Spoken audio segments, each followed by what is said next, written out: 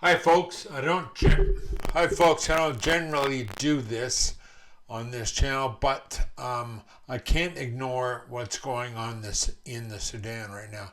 So let's have a look at this short story I found.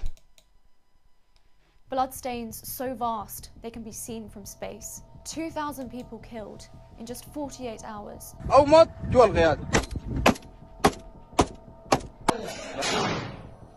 Civilians executed in their homes. This is horrific. What you're watching, I'm glad they've blurred out this stuff, but... And shot as they tried to flee. Is terrifying. The RSF are killing all the black people in North Darfur. It is systematic. It seems that really only now, after 2,000 civilians have been killed in 48 hours, the plight of Sudan's al-Fasher is breaking through on social media and in Western headlines. But why did it take blood visible from space for the world to start paying attention? If we don't act now, there will be no one left to save. In Sudan, in the city of al-Fasher, 250,000 people are trapped. Half of them children. They've been under siege for over 500 days with no food, no medicine. Now I saw some of those pictures. Women being hung from trees with their kids, as young as 3 years old, infants as well. No way to escape. Starvation and disease are everywhere. And on Sunday, the UAE-backed Rapid Support Forces besieging them, a militia led by General Mohammed Hamdan Dagalo, aka Hemeti, launched their deadliest assault on the city yet. They swept into the city, seizing army positions, crushing defences, and carrying out house-to-house massacres. The RSF members also filmed themselves with people they had captured trying to flee. In one clip, scores of men are seen on the ground, surrounded by fighters who repeatedly call them slaves. The RSF fighters then shoot them. Where is Greta? Where is the outrage across the world for this? This is not a war, it's a slaughter. In another, fighters tell 6 detained men who are in civilian clothes but identify themselves as soldiers that they can flee. Once the men begin running, the gunmen open fire on them, downing at least 3.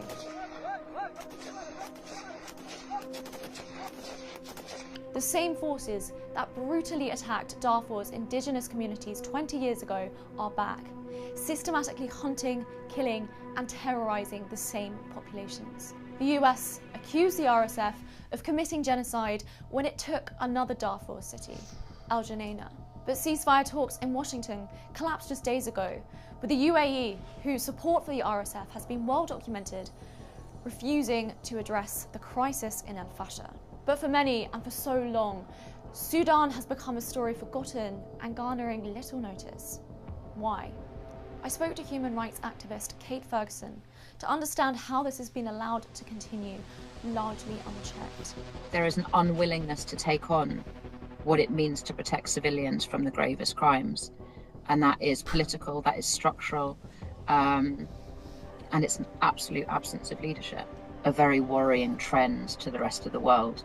Sudan's civil war began in April 2023, after tensions over integrating the Rapid Support Forces into the National Army exploded into open conflict. More than 150,000 people have died, 12 to 13 million have been forced from their homes, and some 25 million struggle with hunger and disease. El-Fasher was the last city in Darfur held by the government. Its fall now gives the RSF near total control over the region, and with that control comes the ability to escalate violence with terrifying speed. But in Darfur, that violence takes a distinct racialized form. The RSF are killing all the black people in North Darfur. It is systematic. And the RSF isn't acting alone. They are backed by the United Arab Emirates, which has invested heavily in Sudanese ports, infrastructure, gold, and farmland, with food security being a strong interest for the UAE. Analysts say Abu Dhabi's support is about protecting its economic interests, and in doing so, providing cover for one of the deadliest genocides in decades. The US should be calling that out. They should be calling the UAE out. Where is Black Lives Matter? They should be doing it publicly, because that would put real pressure on the UAE, which would in turn incline it to put more pressure on the RSF. But as long as the UAE is not feeling much heat over what they're doing, they can continue to play this double game. So in Darfur, indigenous populations are being systematically targeted with impunity.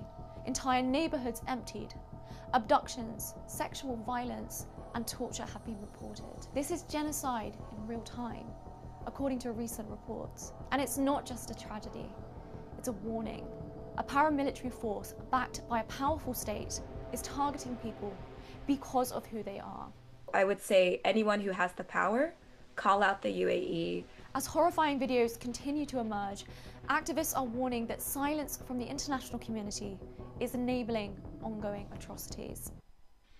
Where are the leaders? Where is the Canadian Prime Minister Mark Carney? Where is Donald Trump? Where is Keir Starmer?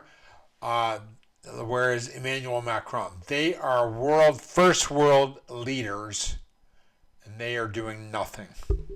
I haven't heard a word from any of them. It is absolutely pitiful. Please share this on social media across the board. Anywhere, Facebook messaging, on your Twitter page, on your Instagram, whatever. Share this information, please. Tweet about South Sudan. Also, the killing going on in Nigeria.